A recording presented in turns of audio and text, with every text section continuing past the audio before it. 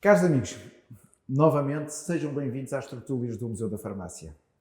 Este mês vamos falar sobre a importância do livro, sobre a importância dos arquivos, mas também da importância do património imóvel, como os mosteiros, as sés, as catedrais, tudo que esteja relacionado também com o nosso filme do ciclo de cinema, que é O Nome da Rosa. Obrigado, colega. Espero que gostem de mais esta tertúlia, porque as convidadas são especiais, muito especiais. Especialistas em história, mas também no livro, esse objeto de poder. E é isso que nós vamos falar. Ana, muito obrigado. Carla, muito obrigado por terem aceito estarem aqui. E eu vou começar, se não te importares, por uma amizade muito antiga que é ali com a Carla. Com certeza. Carla, diz-me o seguinte, como é que tu entraste nesta história maravilhosa que é a Idade Média?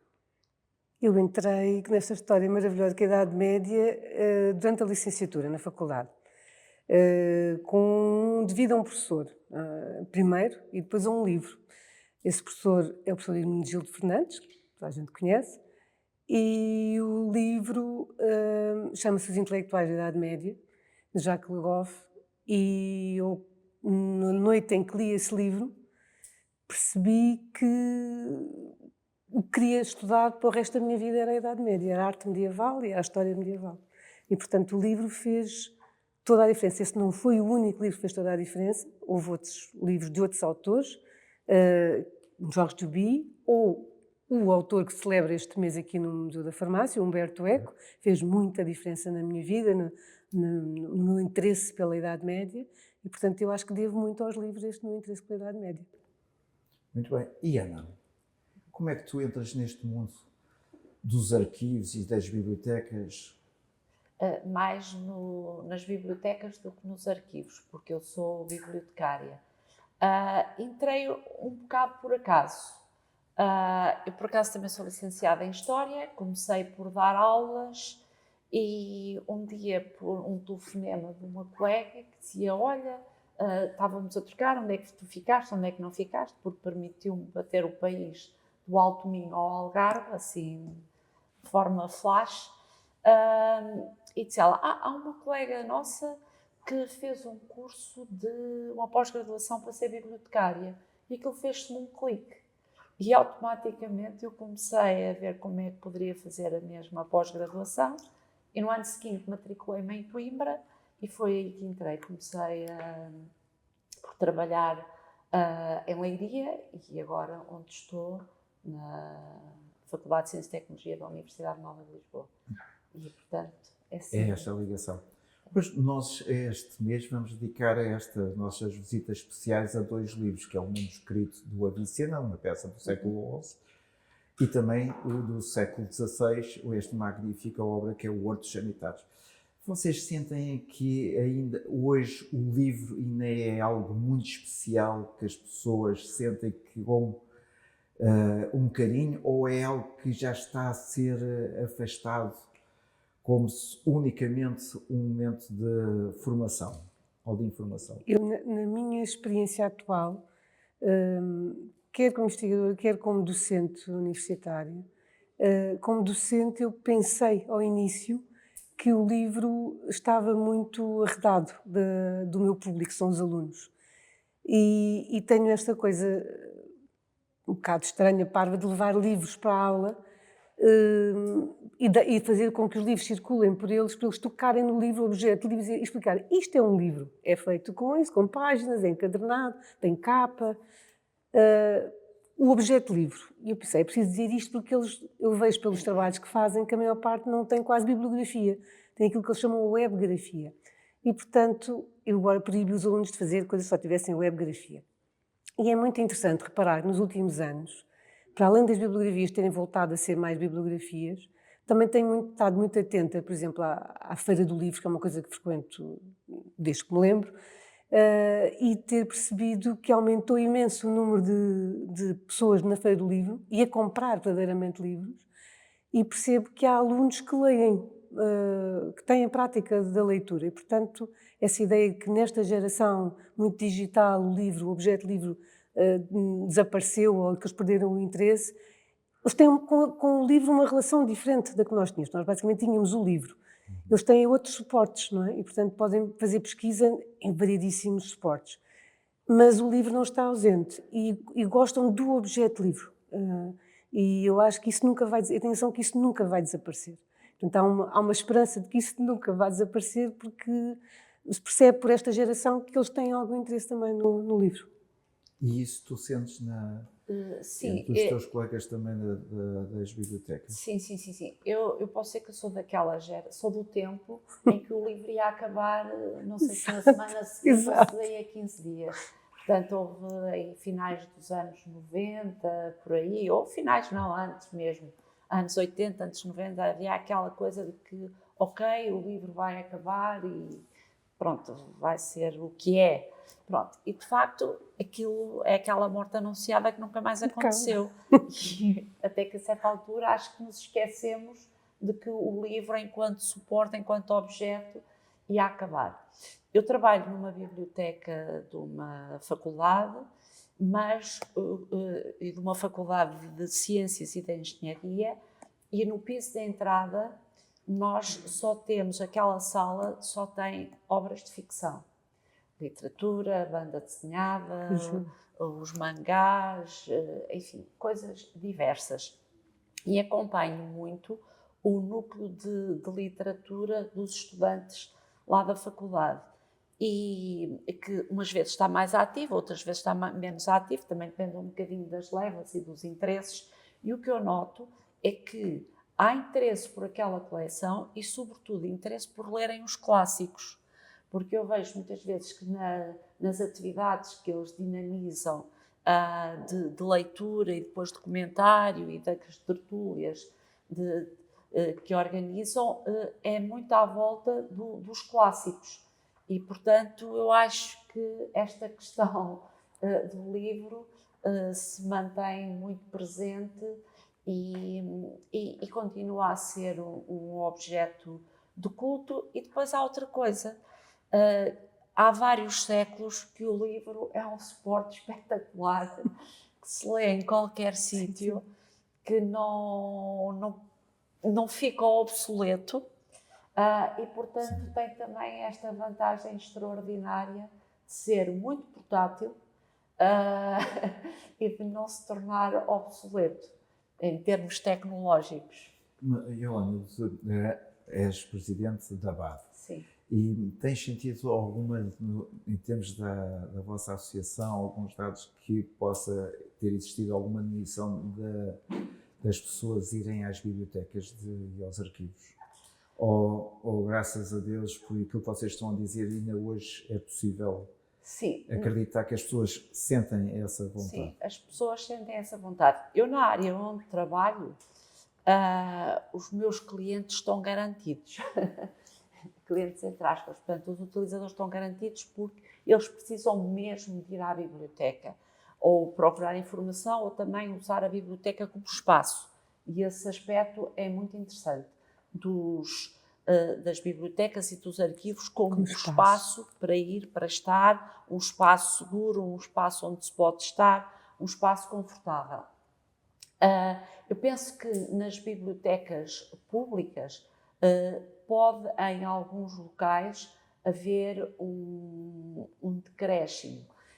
Mas eu penso que as bibliotecas e os arquivos, que não são apenas repositórios de coleções, têm muito mais a oferecer às comunidades. São os serviços, são os espaços, são as atividades e, portanto, eu diria que continuam a ser nas comunidades uns espaços aglutinadores, uns espaços centrais, e ouvi recentemente que até um critério, por exemplo, para uma localidade passar a cidade é o facto de ter uma biblioteca. Portanto, são critérios de qualidade. E eu acho que as bibliotecas têm este papel e, portanto, são bastante procuradas pelas comunidades. Mesmo da parte digital, porque agora a acessibilidade da parte digital é... Sim, eu não quero estar aqui a monopolizar, Não, não. mas nós não podemos ver as coisas a branco e preto. Ou é o papel ou é o digital. Não, há as coisas que funcionam melhor em papel, há coisas que funcionam melhor no digital.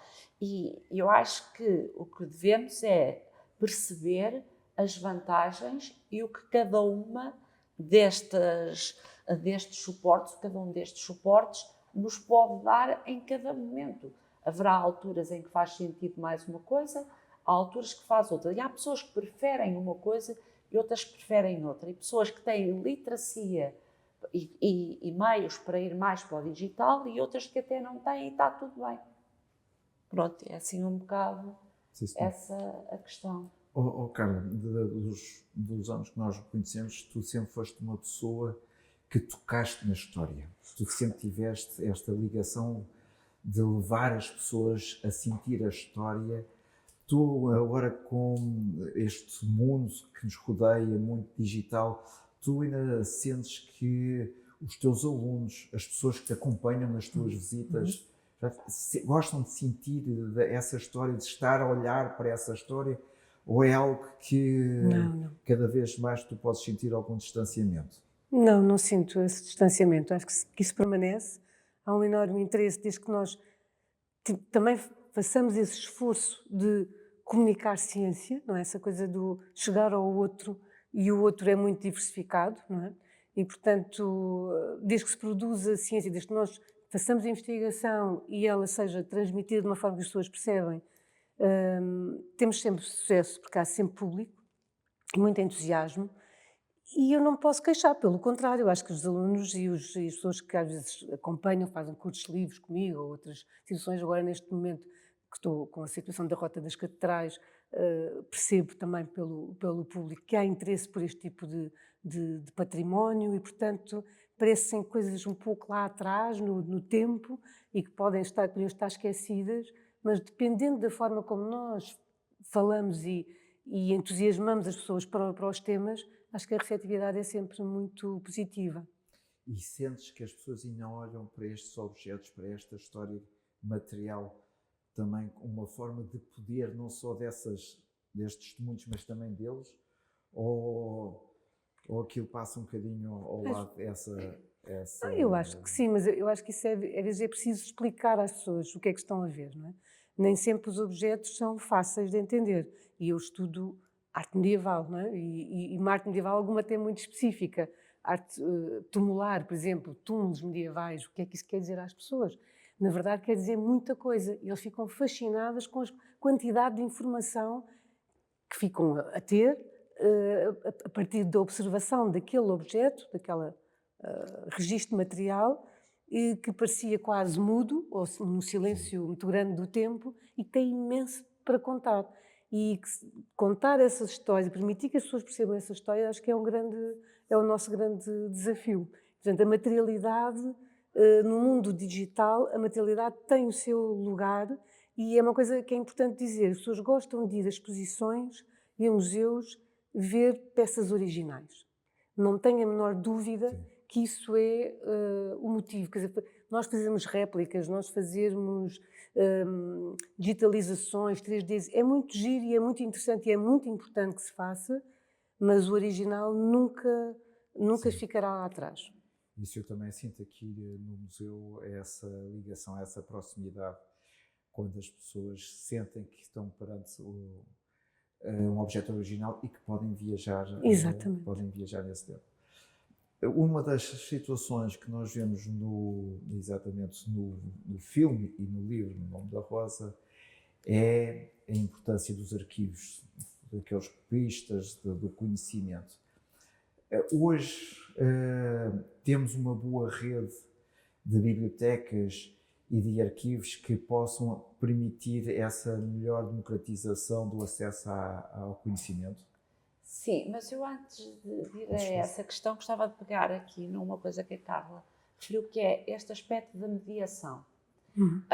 As pessoas veem a coisa, mas precisam de alguém que seja um mediador.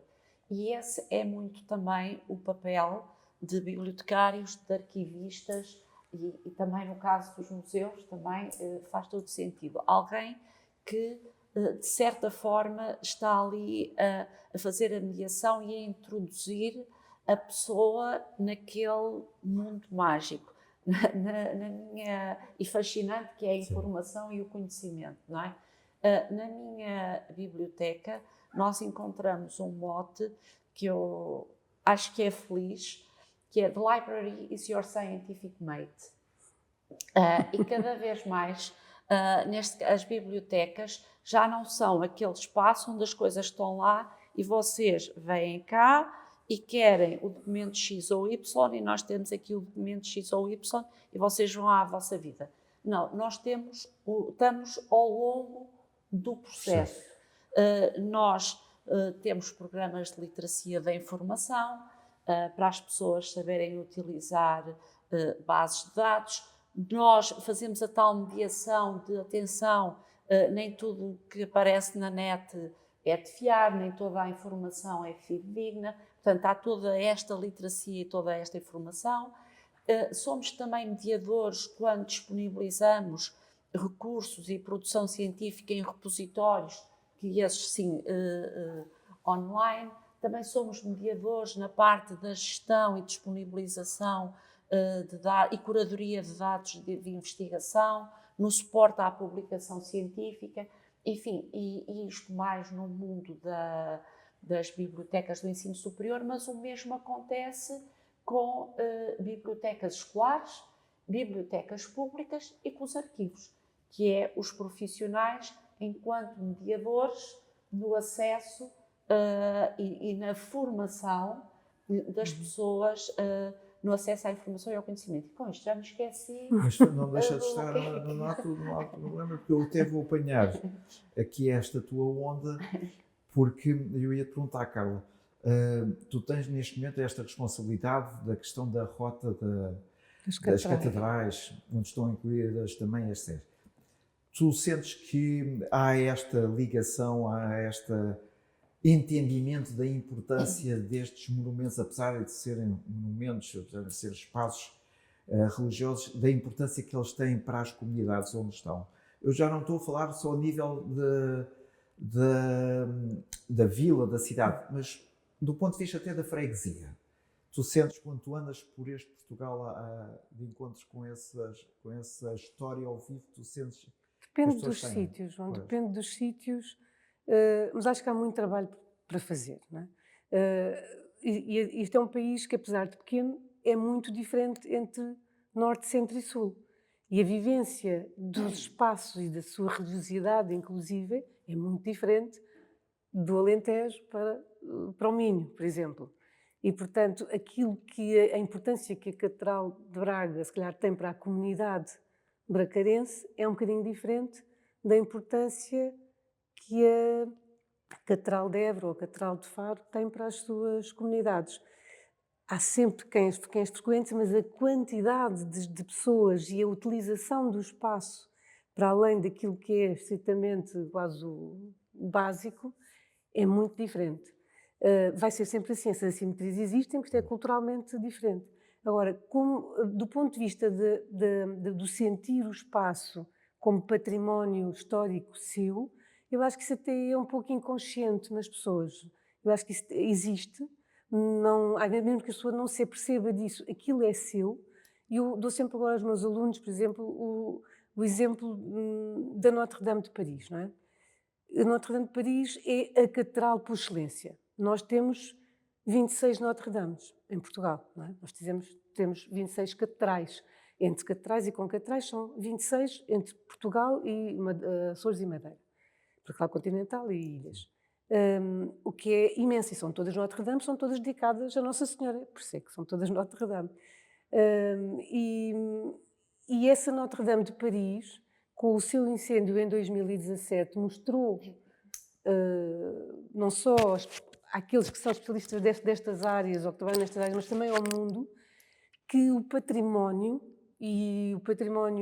é uma coisa que nós, às vezes, como eu dizia, quase inconscientemente sentimos como raízes nossas. E eu acho que quando se deu o incêndio de Notre-Dame, por todo o mundo se sentiu que alguma coisa estava a morrer connosco, era qualquer coisa que nos afetava a todos, não era só aos parisienses, nem sequer só aos franceses.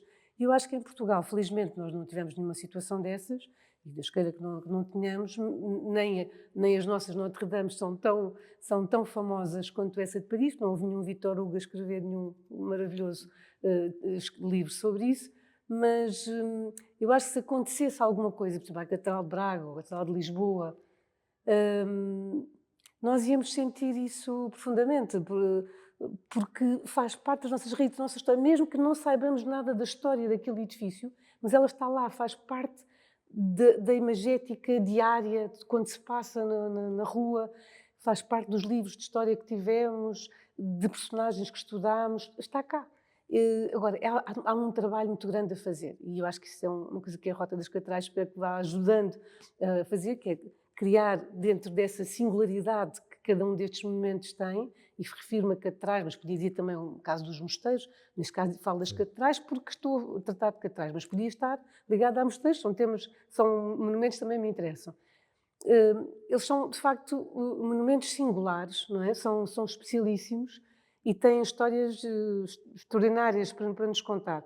E o que estas rotas, ou seja, estes projetos querem é juntá-los, dar-lhes alguma coerência de entendimento para que as pessoas percebam que é um património especial e que tem pontos que os unem e que todos esses pontos ajudam a perceber quem são os portugueses, quem são os europeus, quem somos nós no mundo. E, portanto, eu acho que esse é o objetivo e há imenso, como eu digo, por fazer.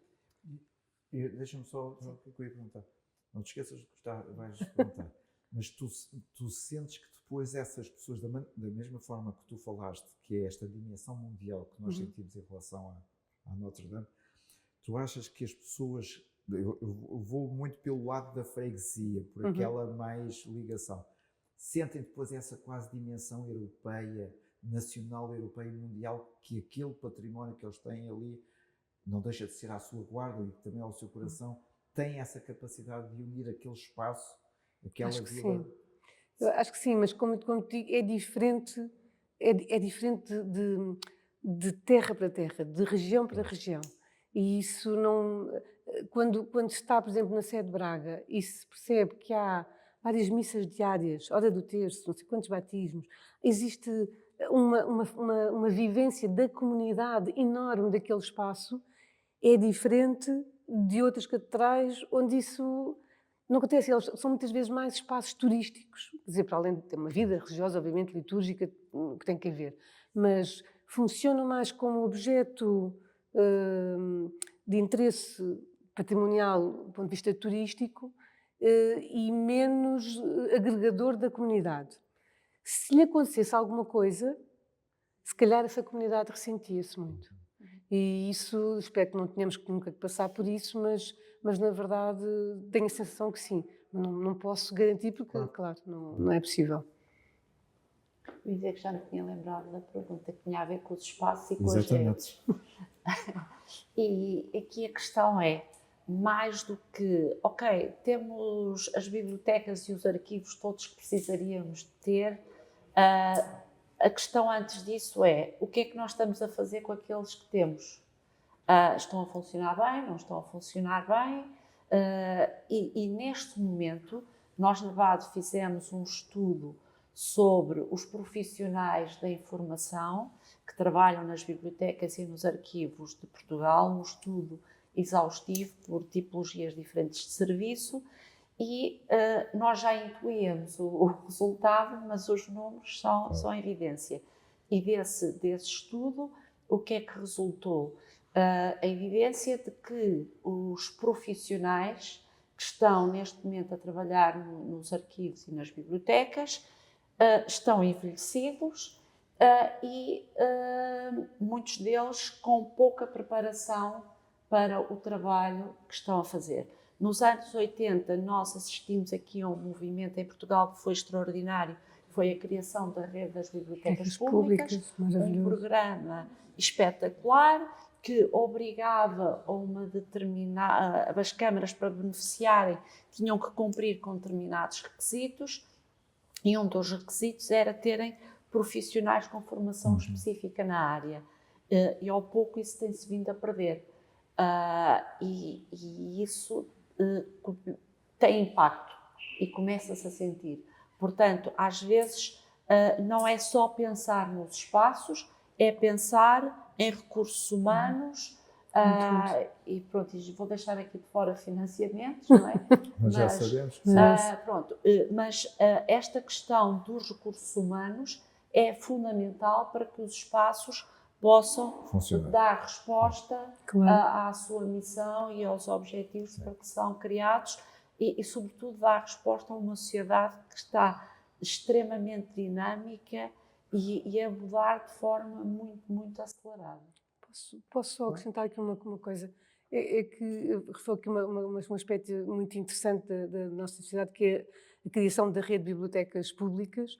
Eu sou uma frequentadora, desde a faculdade, da Biblioteca Nacional, não é? E continuo a ir, ainda no sábado passado lá estive, ainda irei este sábado, quando posso, estou na Biblioteca Nacional. Mas tive uma experiência, para mim foi uma experiência excepcional, há uns anos atrás já, em Cascais, na Biblioteca de São Domingos de Rana, uma biblioteca da rede pública de bibliotecas, que eu nunca tinha entrado nestas bibliotecas. E para mim foi uma experiência incrível. O dia que lá entrei, já é um edifício lindíssimo. Depois vi que havia públicos de todas as idades. E havia pessoas que só lá iam, por exemplo, pessoas já com mais alguma idade, que iam lá todo dia para ler o jornal. E, portanto, é um serviço público que se dá às pessoas de leitura da coisa mais simples, que é o ler o jornal diário ou semanal, mas eles vão lá para ler o jornal. Vi muitas crianças e jovens nos computadores a fazer pesquisa e a fazer os seus trabalhos e a requisitar livros. E eu fiquei fascinada com a rede de bibliotecas públicas que foi construindo em Portugal, que eu espero também, faço todos os votos de que ela tenha uma vida muito feliz e saudável, com a renovação de recursos humanos, que não é só um problema das bibliotecas públicas, é um problema dos museus, é um problema do património em geral, de tudo, da modernização que é preciso, porque é preciso gente nova nos sítios, estamos todos muito envelhecidos nestas instituições, e, portanto, é desejável que, para mantermos património vivo, ativo e dialogante com o público e bibliotecas funcionantes e com interesse verdadeiramente para o público, é preciso fazer esse investimento nas pessoas em primeiro lugar. Esta questão dos espaços, uma das coisas que também me fez ir para esta área das bibliotecas, além dessa conversa, foi o facto de o Ministério da Educação me ter posto a dar aulas em Almeirim, num determinado ano. E, por coincidência, o responsável pela biblioteca de Almeirim era o Paulo Leitão. E eu conheci o Paulo Leitão e toda a dinâmica que ele tinha lá na biblioteca, eu achei aquilo super interessante. E quando eu fui fazer as ciências documentais, o meu objetivo primeiro era ir para uma biblioteca de leitura pública. Depois quis o destino, que não fosse. E pronto, e o destino sabe, e leva e empurra as pessoas e está tudo bem. Mas, de facto, os espaços, e neste caso os espaços das bibliotecas públicas, são espaços extraordinários. Mesmo. E as bibliotecas são cada vez mais agregadores de comunidades. Eu há dias estava a falar com uma pessoa que é jurista e que tinha ido à Finlândia e com quem estamos na BADA a colaborar num projeto, e ele dizia: eu fui à biblioteca pública e fiquei fascinado, porque aqui há coisas extraordinárias, há impressoras 3D, há pessoas a fazerem isto, emprestam instrumentos musicais, e cá em Portugal estas dinâmicas também já começam a existir. Há uma outra dinâmica também muito interessante, que foi super interessante e fundamental em Portugal nos anos 50 e 60 e 70 e por aí fora, foram as bibliotecas itinerantes. Exatamente. E que agora as câmaras também agarraram e muito bem. E estão outra vez a pôr a circular pelas comunidades mais remotas e, portanto, esta questão dos espaços, dos serviços, são fundamentais. Eu julgo que vou só puxar exatamente isso, que eram as bibliotecas itinerantes, que realmente aproximavam as pessoas, nem que fosse aquele bocadinho de que era ir buscar aqueles livros. Como eu tenho esta ideia de que deveriam existir mais bibliotecas itinerantes nas praias. Exatamente. porque se podia ser aqui um bom motivo para que o telemóvel durante uns tempos estivesse exatamente guardado e que o livro pudesse ser ali também algo que facilitasse as pessoas exatamente a ter esta relação. Mas eu ia pegar aqui numa outra situação, que é, temos, a maior parte é a sensação que eu tenho, hoje diz percepção. Percepção, estamos cheios de percepções. Que estas catedrais, sé, estão todas sob tutela das autoridades religiosas. Não. É mesmo do Estado português. São propriedade do Estado português, mas a gestão é, na sua maioria, da Igreja. Digamos, é de todas da Igreja, só que há catedrais, catedral e sé é a mesma coisa, são ambas o sítio do bispo, a cátedra, a cadeira do bispo. E, de facto, a maioria tem a gestão do dia-a-dia é da Igreja, mas a propriedade estão afetas ao Estado, umas de uma forma mais efetiva do que outras. E tu sentes que nós temos estado aqui a falar no diálogo entre o silêncio e o conhecimento. E agora vou voltar àquela questão que nós já sabemos que os recursos humanos nunca são suficientes. Mas eu não vou por aí. Estas unidades patrimoniais que não deixam de ser, têm pessoas competentes para fazer esse diálogo, para que as pessoas, ao entrarem ali, para aproximar-se, tenham alguém que possa descodificar a história. Isso era o desejável, não é? Esse é o objetivo que temos que ter como objetivo a alcançar, que é ter em cada um destes edifícios uma equipa mínima, que seja de pessoas com essa preparação e que o possa fazer. Há catedrais onde isso acontece e a Igreja também tem investido nisso, não é? Noutras não, isso não acontece e não tem sequer informação, às vezes até de identificação dos espaços, dos objetos, onde é que se está, o que é aquilo, e isso é trabalho por fazer e são desafios que nos são colocados a nós todos os dias. E, portanto, esse trabalho que tem que ser feito, esta Rota das Catedrais é um projeto de articulação entre o Estado português e a Igreja. E, portanto, é em conjunto que se consegue lá chegar. Mas é preciso pensar o património, não pensar só a sua função como para o serviço religioso, porque essa é a sua primeira e, claro, primeira e mais importante função, mas é património de todos. E, portanto, o Estado português tem muito a dizer e tem também responsabilidades. E, portanto, é nesse sentido que queremos trabalhar e tentar criar um pouco mais essa mediação, que aqui já se falou, porque as pessoas quando entram e pagam o seu bilhete, que algumas já são pagas, pelo menos em espaços que não têm a ver com o serviço litúrgico ou com as horas de serviço litúrgico, e têm museus, muitas vezes, há catedrais que têm os chamados tesouros, usando essa expressão mais antiga, e, portanto, as pessoas visitam e pagam para visitar, e, portanto, têm que ter informação. Portanto, estamos a trabalhar nisso neste momento. Uma outra questão que eu gostava, que, sobretudo, Ana, tu há pouco disseste que há um acompanhamento do processo de leitura ou de estar com o livro. Tu sentes que essa questão de ensinar a ler e a descobrir o livro é um elemento que tem que estar mais na formação nas nossas escolas? Sim, e eu aí acho que a disciplina de português tem uma responsabilidade imensa. Eu acho que às vezes se põem a ler, os miúdos a ler coisas Difícil. Que não estão adequadas ao tempo de hoje. Não é entrar no facilitismo, mas há obras que nitidamente deveriam escolher obras que tivessem mais a ver com eles, com a vida deles, com a realidade deles, ou com o imaginário. Depois também o facto de... Eu penso que o PNL já não faz isso, mas havia uma altura em que a gente chegava às livrarias e dizia para o 7º ano, para o 6º, para o 5º, para o 8º, para o 9º. Se aquilo é para o 5º, eu já não leio. Porque eu já estou no 6º, eu já não vou ler uma coisa que é do 5º. Pronto, estas coisas.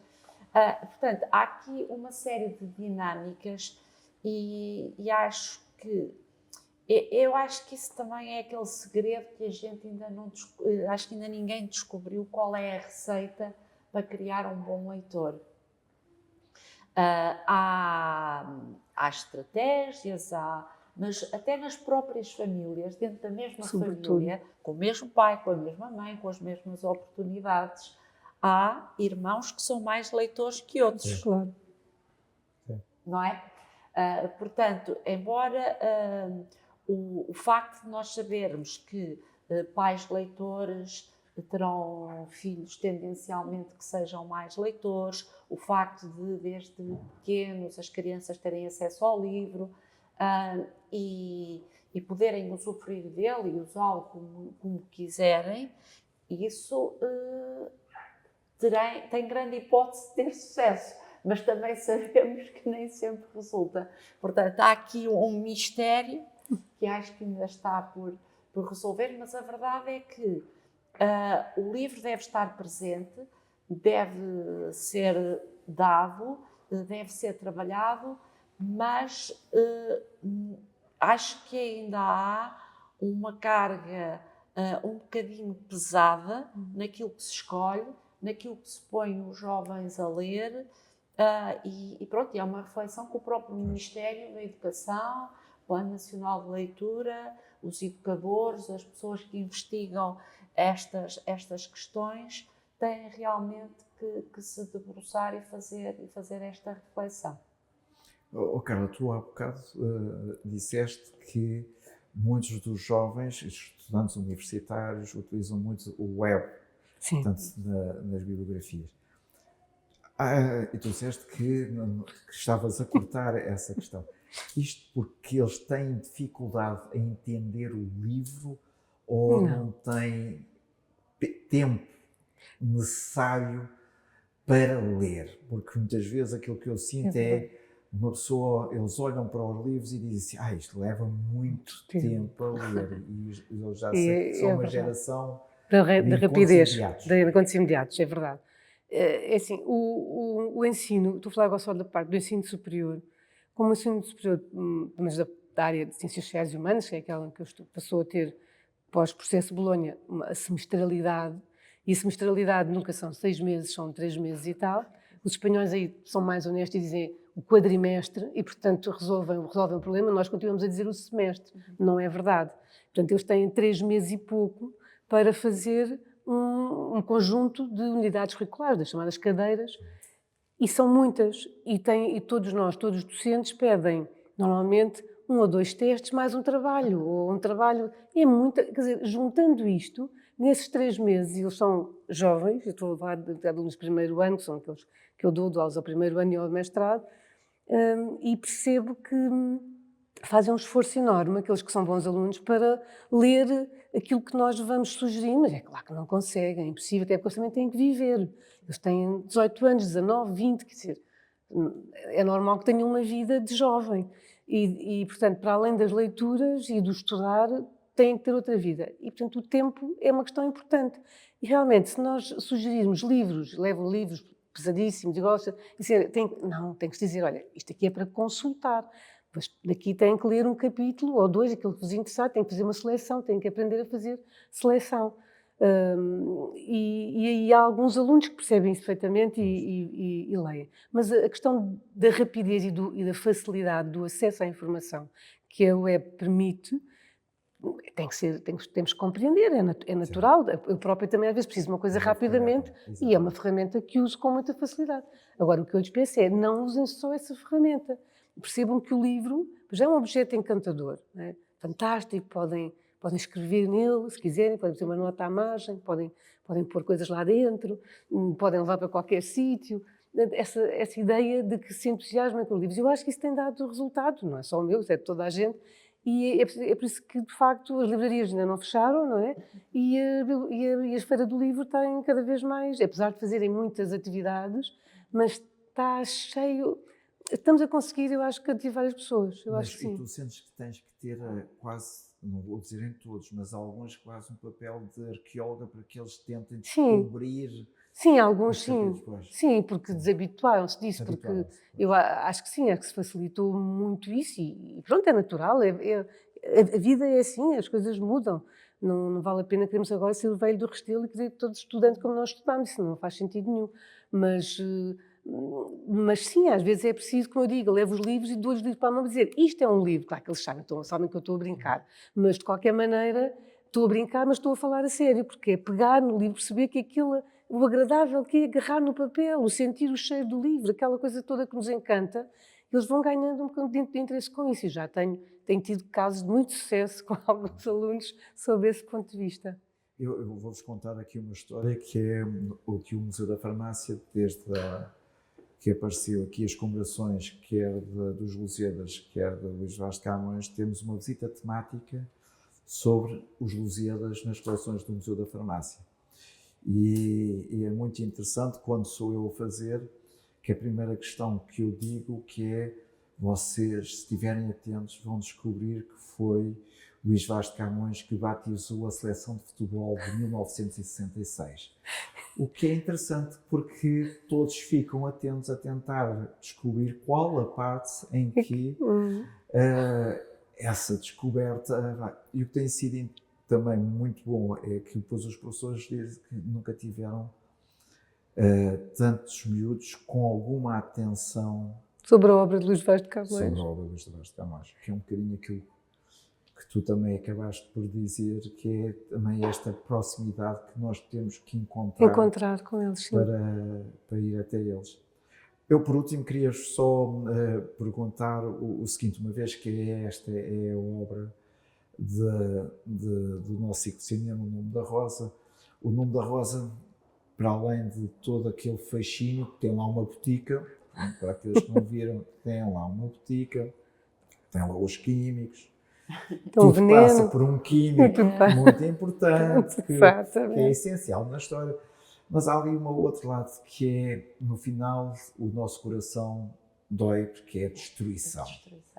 E a minha pergunta, Ana, é o seguinte, há esta preocupação, os nossos, sobretudo as grandes bibliotecas, os grandes arquivos, neste momento, já estão muito pensados para isso. Temos a Torre do Tombo, que já foi um edifício novo, mas essa é uma preocupação também. Sim, esse tema está agora muito na ordem do dia por duas razões. Uma com os conflitos armados e outra as catástrofes naturais.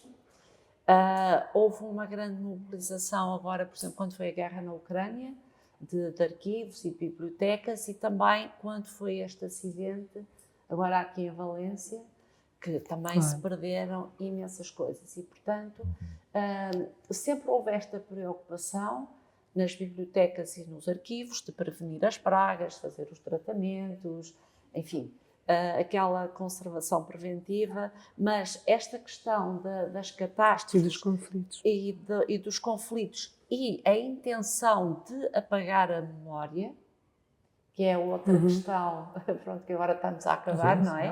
Mas é um movimento que está aqui da reescrita, do apagar a memória, do banir, e que vem de sítios que eram insuspeitos há meia dúzia de dias e que estão agora...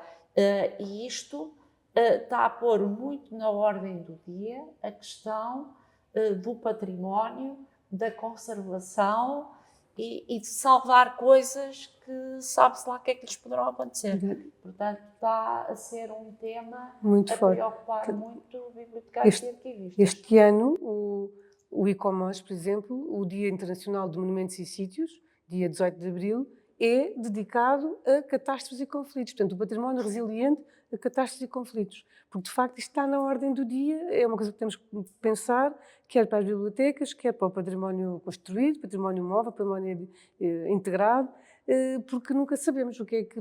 Ainda ontem sofremos um ligeiro terremoto, hoje outro.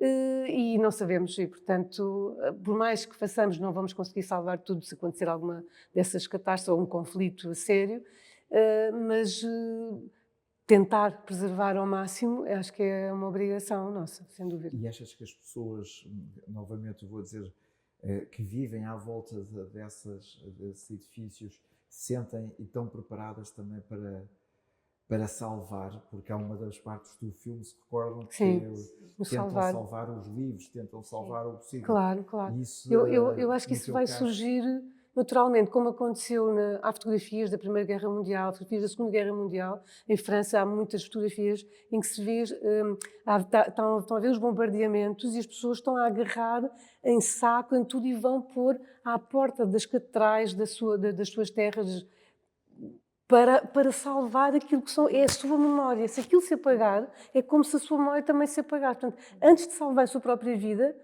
em vez de fugirem, vê-se que há pessoas a ir tentar salvar o património. E eu acho que isso aconteceria também naturalmente, porque aquilo faz parte do bairro da pessoa, da cidade dessa pessoa e do país e do mundo. E, portanto, nós temos que ter a sensação de pertença, senão ficamos perdidos. E essa sensação de pertença, o património, assim como os documentos e os arquivos, dá-nos. E isso nós vamos sentir sempre necessidade de preservar. A Carla, no início, falou de tesouros. Tesouros. Então, e agora, Ana?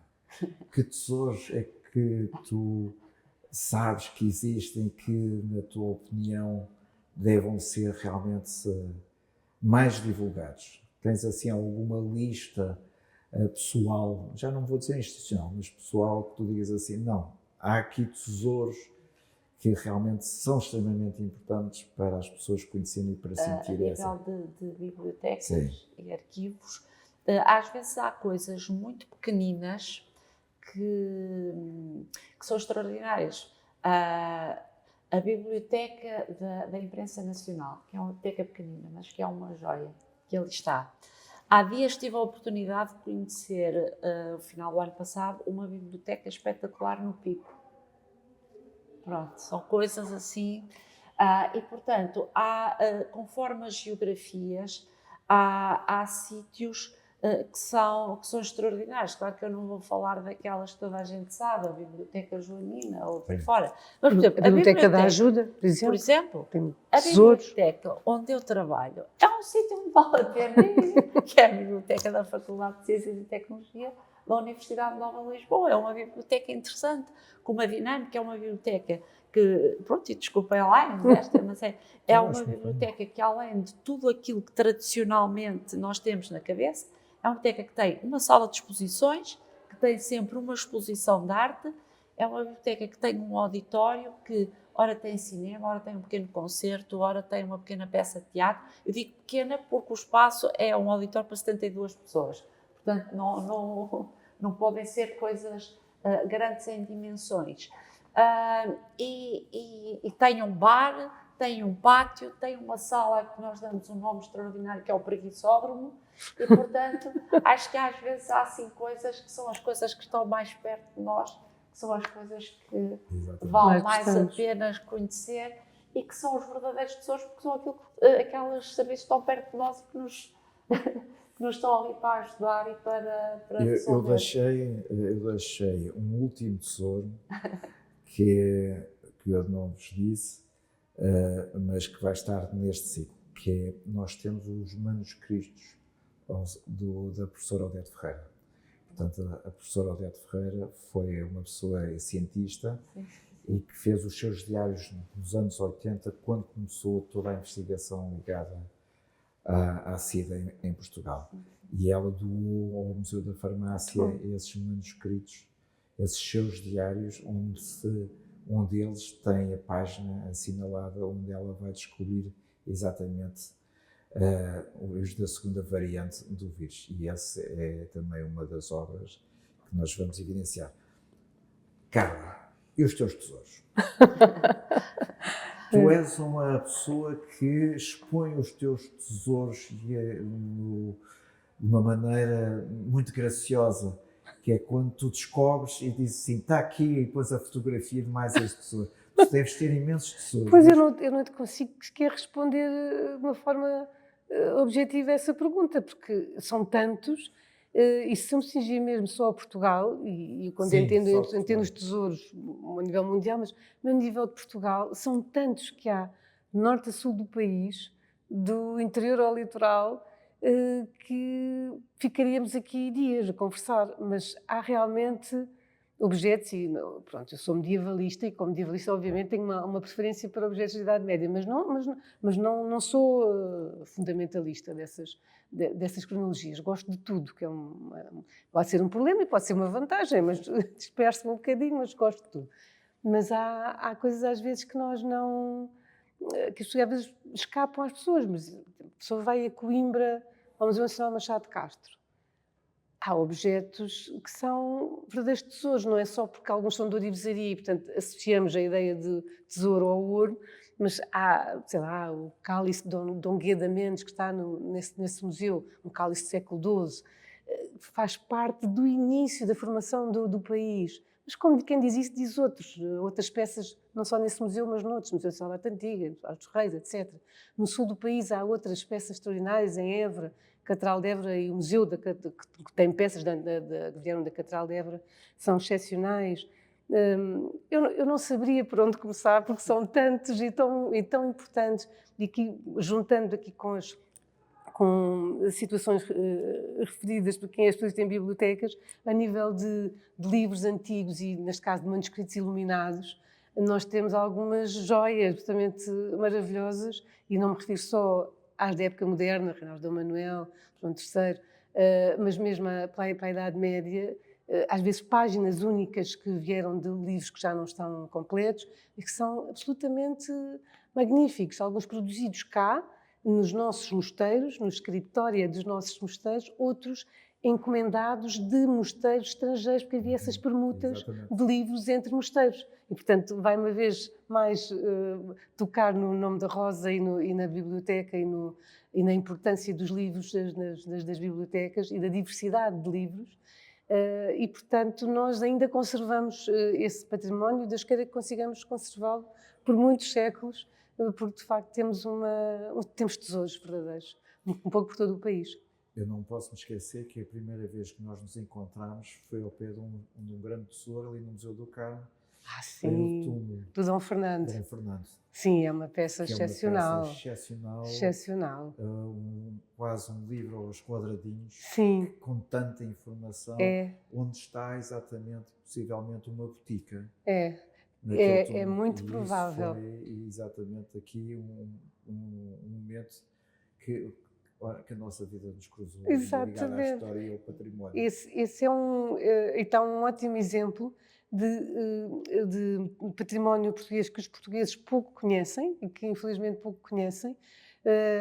Aqui é num museu em Lisboa, o Museu Arqueológico do Carmo, as Ruínas do Carmo, fascinante pelo seu, enfim, por toda a parte da arquitetura e pelo terremoto e por todas essas situações, mas que guarda verdadeiros tesouros, porque foi o primeiro museu verdadeiramente como museu em Portugal, e tem, por exemplo, peças tão fascinantes como essa, como o túmulo do rei Dom Fernando I, que durante muito tempo, porque estava muito obscurecido e muito escondido e tal, não tinha muita informação a dar, mas neste momento, depois de ter sido estudado, acho que sim que tem, e tem lá está a representação, talvez a única, daqueles que alguns querem ver um alquimista, outros querem ver um físico, um médico. Eu vou mais para essa segunda, para o boticário. Nós sim, pelo boticário. Exatamente, alguém que está a fazer provavelmente alguns venenos. Sim, e também tem ali, sobretudo, pensámos ali naquela altura das doenças e realmente a importância que a doença tinha. Sim. E como o impacto que ela tinha na sociedade. Sim. E isso era interessante acabar de ficar. Sem dúvida. Portanto, eu não vou falar do cabelo do Dom Dinis. Não. Mas quero agradecer muito o terem vindo aqui ao Museu da Farmácia e desta tertúlia farmacêutica. Muito obrigada. E espero que nós possamos encontrar e que estejamos sempre aqui com esta vontade que é defender exatamente o património e a cultura. E agradeço muito a Ana e a ti, Carla, o terem vindo aqui ao Museu da Farmácia. Muito obrigada pelo convite. E até à próxima. No próximo mês de março vamos ter espionagem. espionagem e Oscars e Brad Pitt, tudo aqui no Museu da Farmácia, e eu espero vê-los então daqui a um mês. Muito obrigado.